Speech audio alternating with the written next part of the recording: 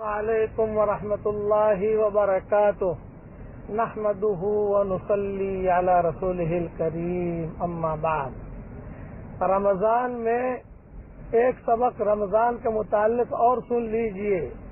آج تو میں چاہتا ہوں کہ ہم سب اپنے لیے جنت کے اندر ایک محل بنا دیں۔ حدیث شریف میں آتا ہے، حضور صلی اللہ علیہ وسلم نے حضرت عمر رضی اللہ تعالی عنہ سے فرمایا کہ عمر 10 مرتبہ سورہ اخلاص پڑھ لو، تو 10 مرتبہ سورہ اخلاص پڑھنے سے جنت میں اللہ تعالیٰ ایک محل بنا دیتے ہیں۔ حضرت عمر نے کہا کہ حضرت یہ تو بہت سستا سودا ہے، میں اگر زیادہ محل بنانا چاہوں تو آپ نے فرمایا جتنی طاقتیں بناؤ۔ تو میں چاہتا ہوں کہ بھی رمضان کا مہینہ ہے، رمضان کا بھاؤ بھی مل جائے گا، 10 مرتبہ سورہ اخلاص پڑھ لیجئے، ایک محل بن جائے گا۔ دنیا میں ایک مکان بنانا ہو، چھوٹا سا اگر 400 اسکوائر فٹ کا فلیٹ چاہیے بمبئی میں اور کراچی میں اور جاپان میں، تو آدمی کی زندگی کھپ جاتی ہے، کماتے کماتے نہیں لے سکتا۔ اور یہاں یہ دین کتنا اللہ نے آسان کیا ہے۔ اس کے لیے 10 مرتبہ سورہ اخلاص پڑھ لیجئے، انشاءاللہ جنت کے اندر اللہ تعالیٰ محل بنا دیں گے۔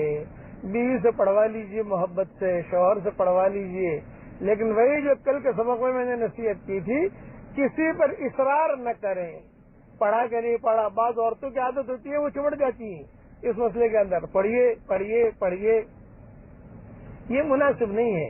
ہمارا کام نصیحت کرنا ہے، اس لیے پڑھ لیجئے، بچوں سے پڑھوا لیجئے، تو بچوں کے لیے بھی محل ہو جائے گا، آپ کے لیے بھی محل ہو جائے گا۔ اور یہ حدیث کی کئی کتابوں کے اندر ہے، الحمدللہ کئی کتابوں میں امام احمد نے بھی حدیث نقل کی ہے۔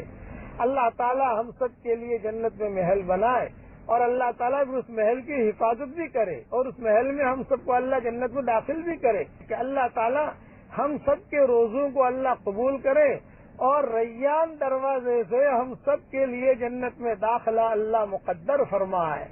اور جو ناجائز عشق میں مبتلا ہوں، چاہے مرد ہو، چاہے عورتیں ہوں، چاہے لڑکے ہوں، لڑکیاں ہوں، اللہ تعالیٰ ناجائز عشق سے ان کی حفاظت کرے، اور اللہ اپنی محبت اور حضور صلی اللہ علیہ وسلم کی محبت ہمارے دلوں میں اللہ تعالیٰ پیدا کرے۔ اور بہت آسان نسخہ ہے، اگر اللہ کی محبت دل میں لانی ہے تو حضور صلی اللہ علیہ وسلم کے پیچھے پیچھے چلیے، کہ اللہ تعالیٰ ہمیں سنتوں پر عمل کرنے کی توفیق عطا فرمائے۔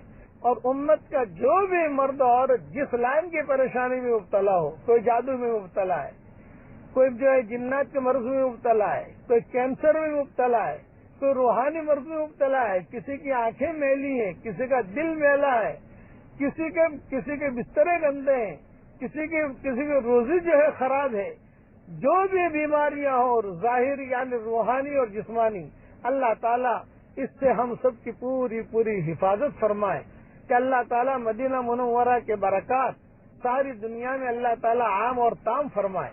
جو حضور صلی اللہ علیہ وسلم نے اور صحابہ نے یہاں محنتیں کی تھی، اور جو قربانیاں دی تھی، اور اس قربانیوں کو اللہ تعالیٰ پھر سے ساری دنیا کے اندر، اسی لیے اقبال کا شعر یاد آتا ہے کہ وادی فاراں کے پھر ہر ذرے کو چمکا دے۔ وادی فاراں مدینہ مکہ کی وادی کو کہتے ہیں، کہ وادی فاراں کے پھر ہر ذرے کو چمکا دے، کہ اللہ تعالیٰ پھر سے اس مسلمانوں کو اپنے دین کے لیے اللہ تعالیٰ قبول فرمائے۔ اور یہ دعا اللہ میرے لیے بھی قبول کرے، آپ کے لیے بھی قبول کرے، اور جہاں جہاں یہ سبق سنا جا رہا ہے، اللہ تعالیٰ ہم سب کی قیامت تک کی آنے والی نسلوں کو بے انتہا قبول فرمائے۔